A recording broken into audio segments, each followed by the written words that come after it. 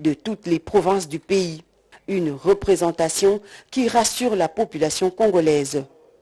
Tête chauve, tenues désenfilées, ils sont estimés à plus de 10 000 volontaires, des vrais jeunes patriotes décidés d'en découdre avec le Rwanda qui s'est trompé d'époque dans ses manœuvres de la déstabilisation de la partie Est. Bien défendre l'intégrité territoriale et assurer la sécurité des Congolaises et Congolais contre toute agression ou attaque d'où qu'elle vienne, c'est le mot passé à ces nouvelles recrues à qui le commandant suprême demande plus de discipline et d'abnégation, mais surtout ne jamais trahir la patrie. Votre devise. Le chef de l'État Félix Antoine Tshisekedi Tshilombo a rassuré les différentes unités de sa totale disponibilité à prendre en charge tous les problèmes liés au vécu quotidien des soldats ainsi que ceux de leurs dépendants. Naye lelo kota la bino bamapinga na biso ya kala nape ba oyo bakoti sika o babengi na lopoto ba recrue pona kotonda bino botondi ya maemanso bozali kosala pona ekolo na biso Congo pe na ekoyebisa bino ke mosala o bozali kosala ezali mosala ya motuya mingi esengeli biso bakonzi ya mboka tozala na attention makasi na maemanso matali mosala na bino pe mabota na bino. Du haut de la tribune érigée pour la circonstance, le chef de l'État a également évoqué la loi relative à la programmation militaire en cours d'examen au Parlement, une disposition inexistante depuis plusieurs décennies. Avec la mise en œuvre de cette loi, le garant de la nation entend réitérer sa détermination à redorer le blason terni de l'armée nationale et à lui restituer son prestige d'antan. Nakosala bino ba promesse mingi te, na préféré na bandaka kolakisa bino na ba acte bokomona bino moko ndenge mapinga na biso ekozwa valeur ekozonge la valeur nango ya kala pe ekobanda kobangisa banguna nyonso oyo bakozala na makanisi ya koatake mboka na biso. Gouvernement etindaki loi oyo ya programmation militaire na parlement esali bambula na banza banda ba période d'indépendance wana loi wana ezalaki te. Tina ya loi wana ezali nini? Ezali ko organiser armée na biso. Koyeba nombre ya effectif. Koyeba ko équiper armée na biso. Koyeba ko gérer yango de sorte que banamboka mapinga bazala na ba condition malamu. Yango wana loi wana eko permettre biso sikoyo to bandaka kotia mbongo o esengeli ko salisa bino na maemanso na lakisi bino wana. Likambo ya pasi, likambo ya kanai, likambo ya motema mabe koyiba mbongo ya ration ya ba soda ya mapinga makambo nyonso wana ekosila abuo ya. Bien auparavant, le commandant suprême des forces armées et de la police nationale congolaise a assisté à la parade et honneur militaire accompagné de la fanfare pour le passage des troupes en revue, assurant ainsi la solennité du passage historique du chef de l'État sur ce site. Le clou de la cérémonie aura été ce briefing à huis clos avec le commandant de la base et autres hauts responsables des différents départements militaires et une visite des installations de la base militaire de Kitona. Et profitant de sa visite de travail à la base militaire de Kituna, le président de la République est allé inspecter les travaux du port en eau profonde des Bananas. Sur place, Félix Antoine Tshisekedi Tshilombo a eu des entretiens avec les différents intervenants du projet et les constats est bien satisfaisant. Les débuts de travaux est bel et bien effectif. Encore une fois de plus, Blandine Zouf. 11 mois après la pose de la première pierre, ce sont les bruits des engins qui rivalisent désormais avec le son des vagues de l'océan Atlantique. Le gigantesque chantier de construction du port en eau profonde est en plein déploiement. Le processus d'expropriation des occupants et autochtones étant complètement bouclé, l'heure est aux travaux d'enrochement. À ce jour, le processus d'expropriation est quasiment à son terme. Il est vrai que nous ne sommes pas parvenus à atteindre certaines personnes affectées par le projet. Et pour ce cas-là, nous avions envoyé les dossiers en justice, conformément à ce que préconise la loi sur les expropriations. Avec les autochtones, il n'y a pas de problème. Nous sommes parvenus à, comme je l'ai dit, à trouver une issue. Et même qu'ils sont en train de libérer, ou ils ont déjà libéré leur village. Ils ont même déjà trouvé un endroit où sera construit un nouveau village. Depuis la pose de la première pierre jusqu'à maintenant, il y a eu beaucoup de travaux qui se sont faits. Entre autres, on a finalisé les études, on a approfondi les études. En même temps, il y avait des conditions suspensives qui devaient être remplies pour, par exemple, nous livrer le terrain. Parce qu'on ne pouvait pas commencer directement les travaux quand toutes ces conditions n'étaient pas complètement remplies. Donc c'est la raison pour laquelle on a commencé les travaux proprement dits il y a un mois. Peu avant de se rendre à la base de Kitona, dans la matinée de ce mercredi, le chef de l'État est venu s'enquérir personnellement de l'effectivité du début des travaux de ce port qui traduit la matérialisation de sa vision en vue de concrétiser sa promesse faite à la population de Mwanda et de toute la République démocratique du Congo. C'est un projet qui est titanesque, mais au-delà de son importance comme superstructure, c'est un projet qui économiquement va apporter énormément de choses pour le pays, parce que ça sera un port en eau profonde, donc absolument il va nous rendre compétitifs par rapport aux autres ports de la sous-région. Et donc moi je suis heureux. La dernière fois que nous sommes passés ici, c'était le 9 novembre, c'était à l'occasion du début des travaux d'enrochement. Et je pense que vous pouvez voir que les machines sont à pied d'œuvre. Et il est normal pour le chef de l'État, en étant ici en province, de venir faire un tour dans le cadre de son itinérance pour se rendre compte effectivement que les travaux ont bel et bien commencé. Quand un projet se lance, il faut avoir la ferme conviction que ce projet va arriver à son terme. Ce n'est pas une option de commencer à chaque fois critiquer un projet quand il démarre. La seule option que nous avons, c'est de tous soutenir le projet pour qu'il puisse voir le jour, parce qu'il est de l'intérêt de tous les Congolais.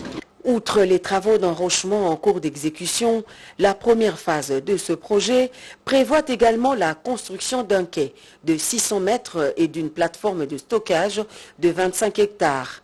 L'expropriation et la relocalisation de la force navale se font sans entrave, d'autant plus que l'ouvrage est construit pour une cause d'utilité publique.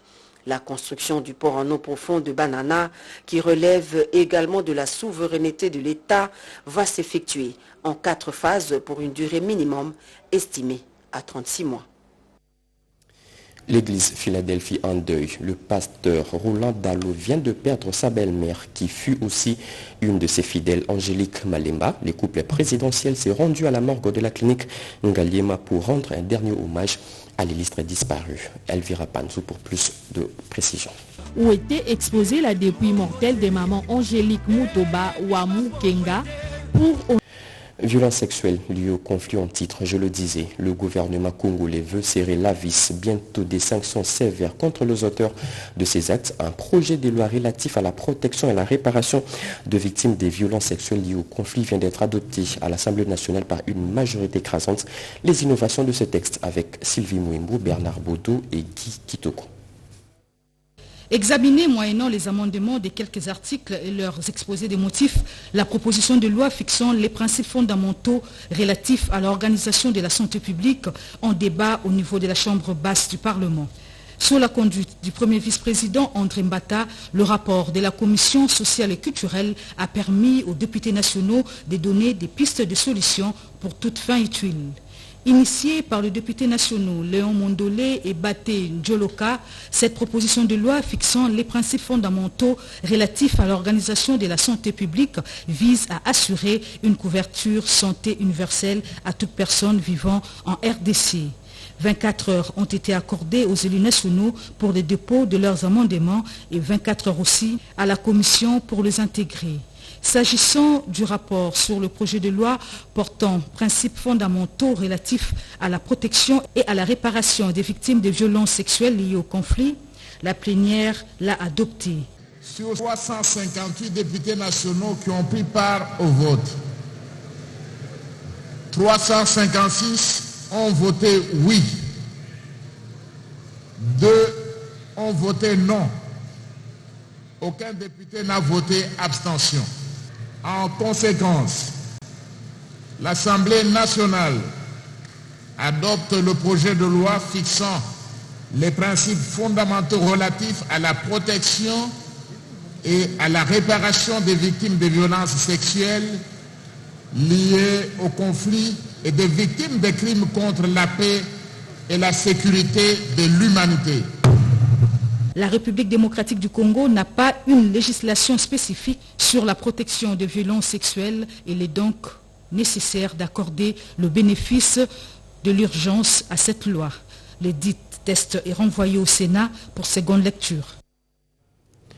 Lutte contre la corruption, les RDC sur une bonne lancée, mais de gros efforts restent encore à faire.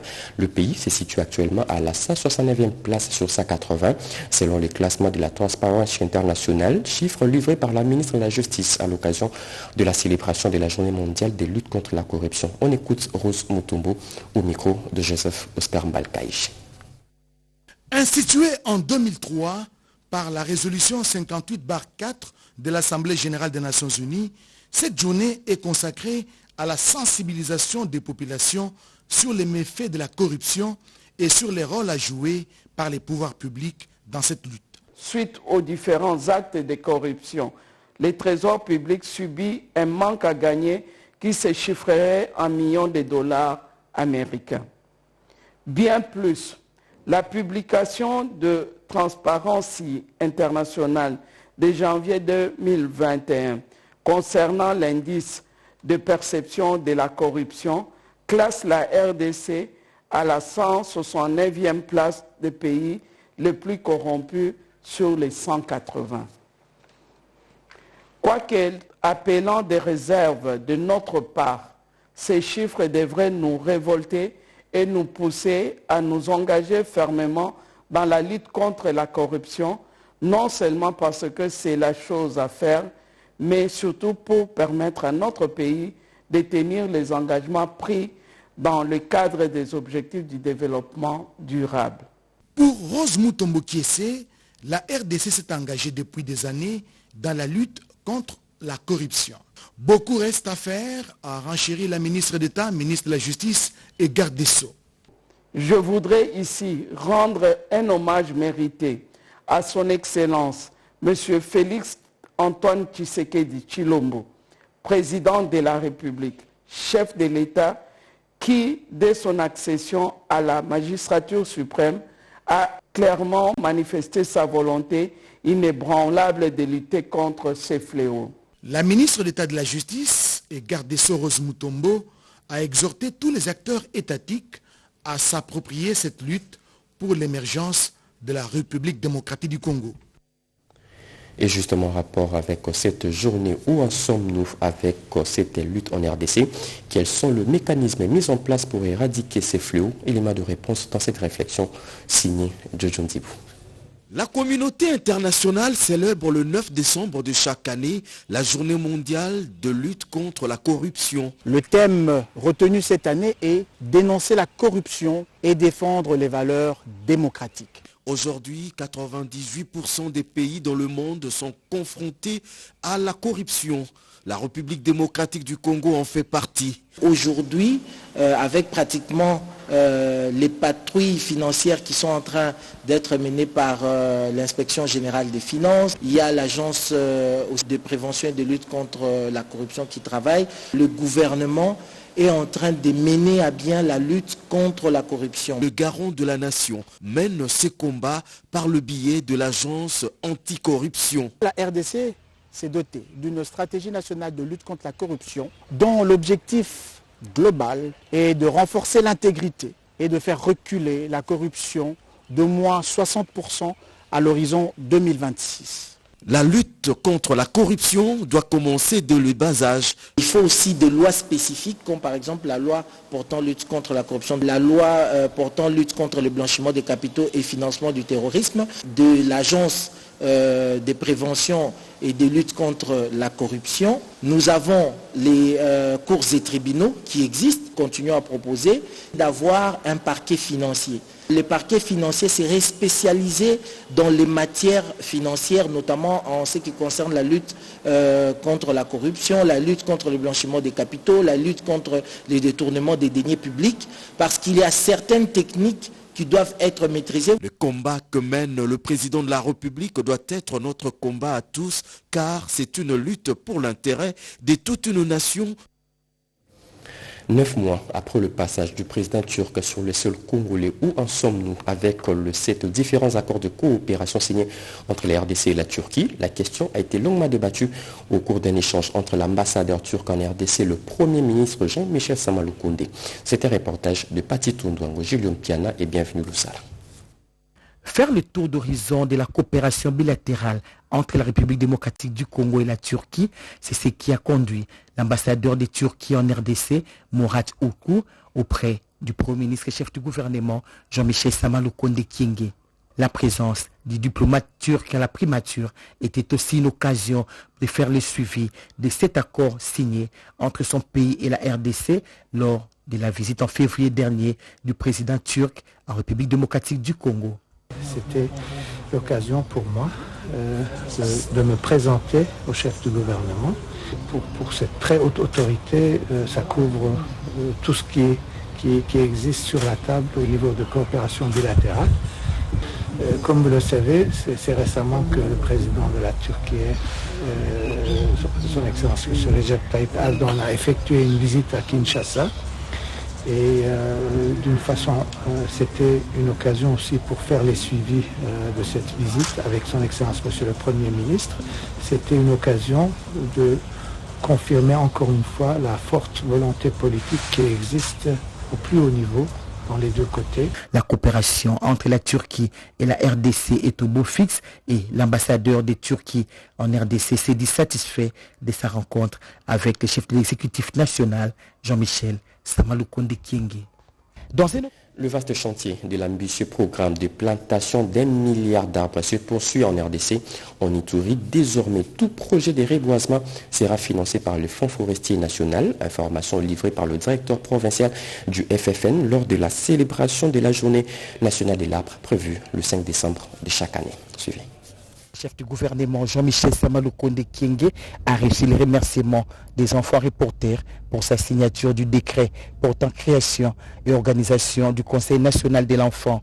Et on se réjouit du fait qu'en un an de plaidoyer que notre génération d'enfants reporters a mené, que cela ait produit des résultats concrets, parce que c'est quand même un combat qui a été mené année après année par différents enfants reporters, différentes générations, et c'est seulement en un an qu'on a pu avoir des résultats concrets. Donc moi ce que j'aimerais, c'est dire merci à Maman Gisèle, la ministre du genre, à Monsieur le Premier ministre d'avoir signé ce décret. J'aimerais dire merci à tous les membres du gouvernement qui ont permis à ce que cela soit possible aujourd'hui. Les enfants reporters ont pour mission de vulgariser la Convention relative aux droits des enfants ainsi que tous les instruments juridiques nationaux et internationaux en rapport avec ces droits. Toutes mes excuses, vous venez là de suivre l'échange du Premier ministre avec les enfants. Ils ont abordé la question portant la création de l'ordre de l'enfant.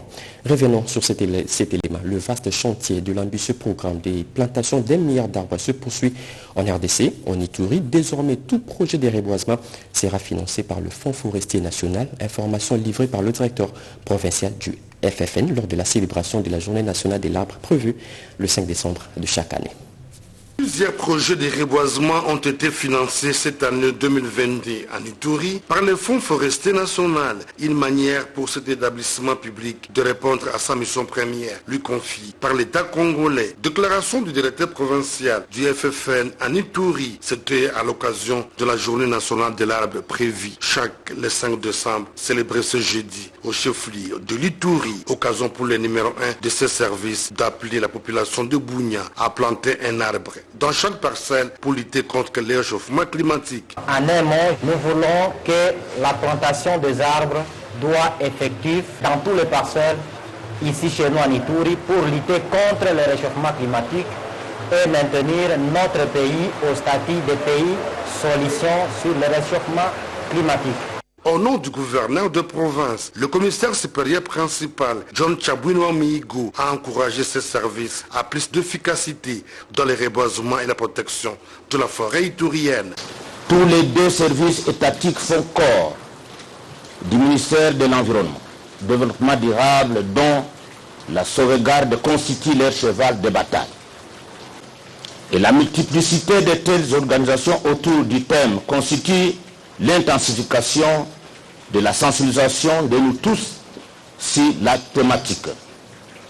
Cela prouve aussi que, par tas de services attitrés du domaine, nous devons nous approprier l'idée et la mettre effectivement en application.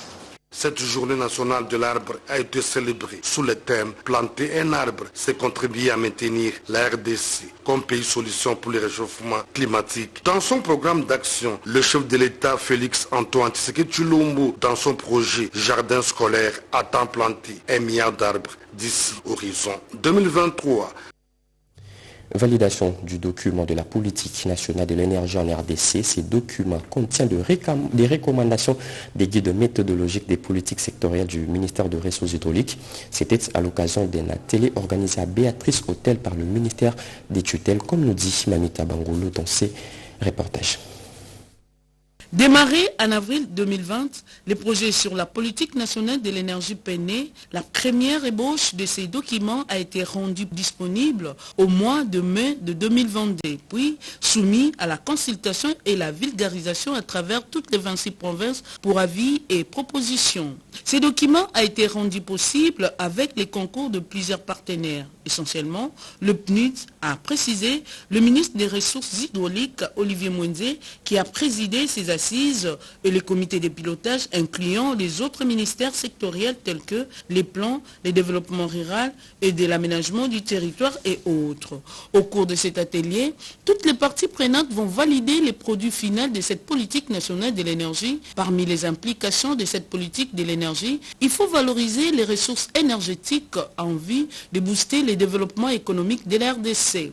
À l'issue du diagnostic réalisé sur l'ensemble du secteur de l'énergie, d'énormes défis restent à surmonter, entre autres par une fracture énergétique à laquelle il nous faut faire face si nous voulons garantir l'accès de tous à des services énergétiques fiables, durables, modernes et à un coût abordable. Pour la représentante du PNUD, Diane Rokia, ces documents est le fondement pour l'accès à l'énergie et satisfaire les besoins humains afin d'atteindre les ODD. C'est dans cette perspective que le Programme des Nations Unies pour le développement travaille avec le gouvernement pour aider les gouvernements à élaborer et mettre en place les politiques publiques et à créer l'environnement favorable pour attirer les capitaux privés. La politique nationale de l'énergie disponible, la RDC, peut se rassurer de son développement économique.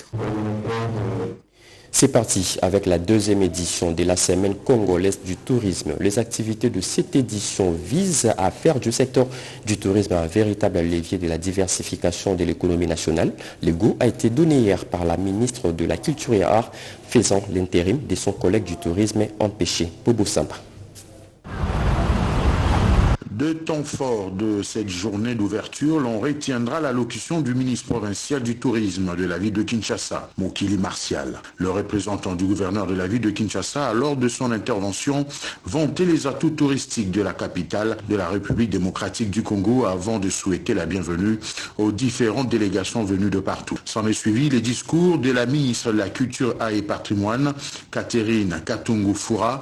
Ces dernières assurent non seulement l'intérim de son collègue Modéron Simba Matondo, mais est également venu représenter le chef de l'État à cette journée de lancement des activités de la Semaine congolaise du tourisme. Elle a à l'occasion salué l'initiative qui vise le développement du tourisme congolais, mais aussi d'autres pays africains. Elle est donc une opportunité pour le rayonnement de l'industrie touristique et en avant-plan, la promotion des sites touristiques, la création d'un mécanisme de communication entre les opérateurs touristiques ainsi que l'incitation pour les nouveaux investissements touristiques. Médard Tamboué, membre du comité d'organisation, a quant à lui présenté à l'assistance le programme de la Semaine congolaise du tourisme, à savoir l'organisation de panels, de visites guidées à travers la ville de Kinshasa et la découverte des stands placés ici au musée national. La Semaine congolaise du tourisme ferme ses portes le dimanche 11 décembre de cette année. 61 ans après, l'Institut national de bâtiments et de travaux publics vient d'élargir la palette de formation à ses étudiants ou à ses apprenants. Une école doctorale est désormais disponible au sein de cet établissement d'enseignement supérieur. Le directeur général de cet institut s'en félicite de cette innovation. Joseph Oscar Balkaïch et Hugo Mazango.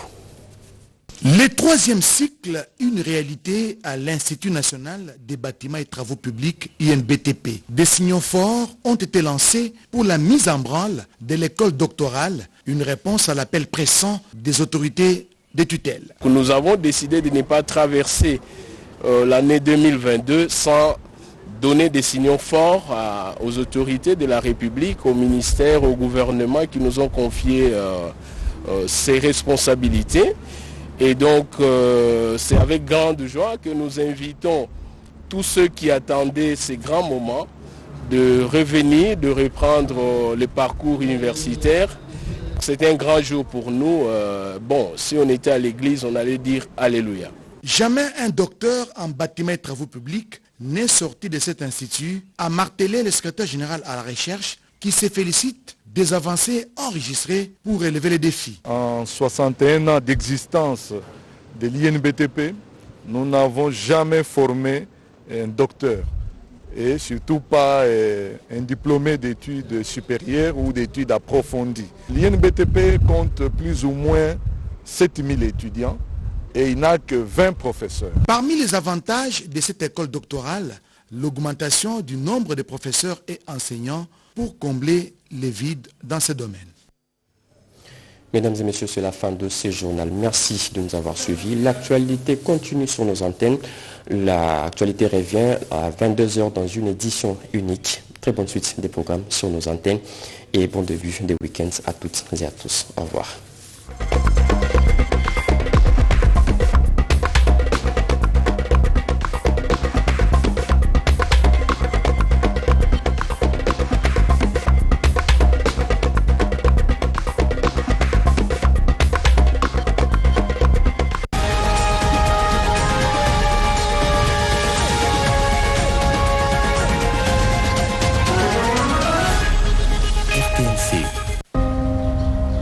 Ensemble avoir conscience que nul autre que nous-mêmes ne viendra sauver notre nation et que cela exige de chacun de nous une mobilisation tous azimuts.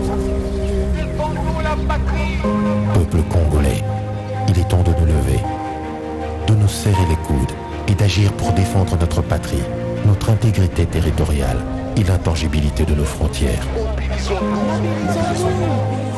La République démocratique du Congo est victime d'une nouvelle agression rwandaise et des actes criminels et terroristes du M23. Ils ont juré de compromettre l'élan de notre progrès, nous diviser et perpétuer le pillage de nos ressources naturelles. Le sang a trop coulé, de vies sont fauchées, notre faune, patrimoine mondial est détruite. La situation humanitaire est alarmante. Nous avons un devoir sacré de résistance patriotique et populaire. Pour cette cause nationale, mobilisons-nous. Au-delà de tout clivage, y compris politique, agissons contre l'ennemi de la paix, notre cible commune. Restons vigilants. Disons non à la stigmatisation et à tout acte de violence. Exprimons toute notre solidarité aux compatriotes victimes de cette agression. Mobilisons-nous, apportant un soutien total et indéfectible à nos vaillants FARDC et à nos institutions pour rétablir la paix et la sécurité. Ensemble, défendons la patrie et gagnons cette guerre insensée du M23, appuyée par l'armée rwandaise. Batela Ekolo, Bendele Koyate.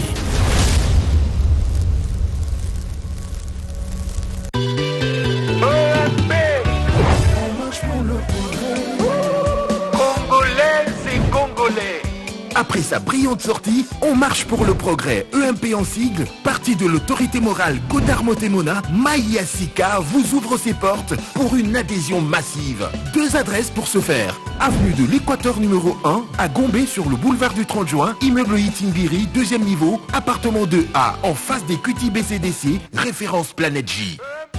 Avenue Montbellé numéro 135, à Limité-Montbellé.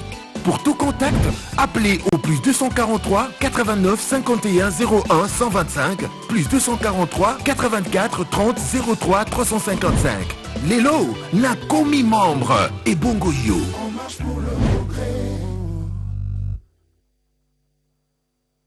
La République démocratique du Congo entame depuis le 3 novembre 2022, date qui rappelle la mobilisation générale lancée par le commandant suprême des forces armées de la République démocratique du Congo, Félix Antoine Tshisekedi Tshilombo, pour la défense de la patrie dont la paix n'est plus négociable. 10 000 jeunes ont répondu à l'appel pour bouter dehors l'ennemi de la République sous couvert du mouvement terroriste M23. Sous une pluie battante, signe de la bénédiction, le président de la République a effectué le déplacement du centre d'instruction de Kitona, situé dans la périphérie du territoire de Moanda. Il est ici pour d'abord réarmer moralement ces nouvelles recrues, car la mission de la défense de la patrie est noble. Ensuite, s'imprégner des conditions d'hébergement et d'apprentissage des nouvelles recrues des FA